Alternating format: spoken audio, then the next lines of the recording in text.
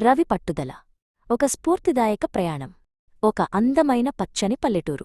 అక్కడ రవి అనే చురుకైన అబ్బాయి ఉండేవాడు. రవి తండ్రి సోము ప్రతిరోజూ ఎండలో కష్టపడుతూ పొలం పనులు చేసేవాడు. తన తండ్రి పడుతున్న కష్టాన్ని చూసి పెద్దయ్యాక తన తల్లిదండ్రులను రాజాలా చూసుకోవాలని రవి గట్టిగా నిర్ణయించుకున్నాడు.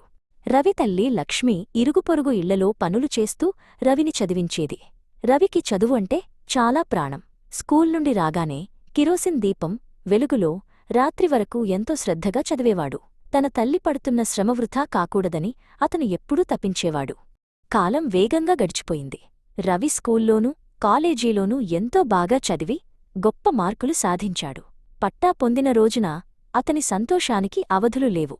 ఆ పట్టాను తన తల్లి చేతిలో పెట్టి ఆమె కళ్లలో ఆనందాన్ని చూసి మురిసిపోయాడు. చదువు పూర్తయ్యాక మంచి ఉద్యోగం సంపాదించి తల్లిదండ్రులకు తోడుగా ఉండాలని రవి నగరానికి బయలుదేరాడు.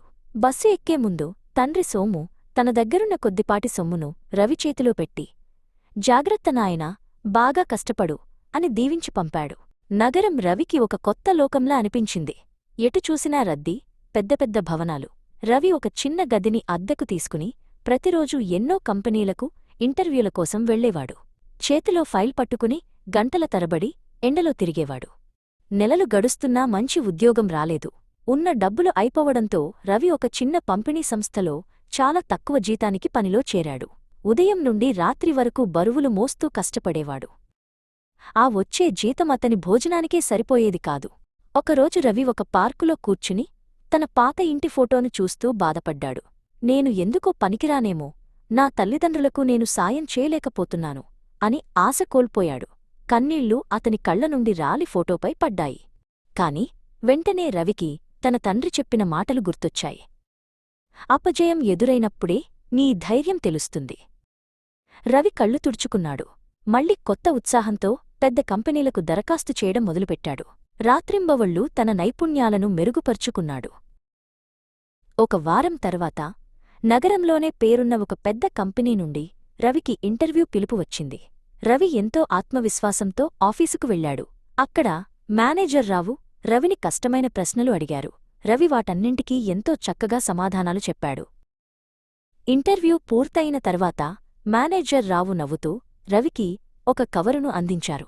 అందులో అపాయింట్మెంట్ ఆర్డర్ ఉంది. రవి ఊహించిన దానికంటే చాలా ఎక్కువ జీతంతో అతనికి ఉద్యోగం వచ్చింది. రవికి తన కళ్లను తనే నమ్మలేకపోయాడు. రవి వెంటనే తన పల్లెటూరికి ఫోన్ చేసి తల్లిదండ్రులతో మాట్లాడాడు. అమ్మా, నాకు ఉద్యోగం వచ్చింది, ఇక మన కష్టాలన్నీ తీరిపోతాయి అని చెప్పాడు.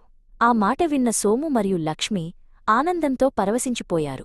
రవి కళ్లలో ఇప్పుడు విజయం తాలూకు నీళ్లు ఉన్నాయి. కొద్ది రోజుల తర్వాత రవి తన ఊరికి వచ్చాడు. తన తల్లికి పట్టుచీరను, తండ్రికి కొత్త బట్టలను కానుకగా ఇచ్చాడు. రవి పట్టుదల మరియు దేవుడిపై నమ్మకం అతన్ని విజేతగా నిలబెట్టాయి. మన ప్రయత్నం 100% ఉంటే విజయం తప్పకుండా మనల్ని వెతుక్కుంటూ వస్తుంది.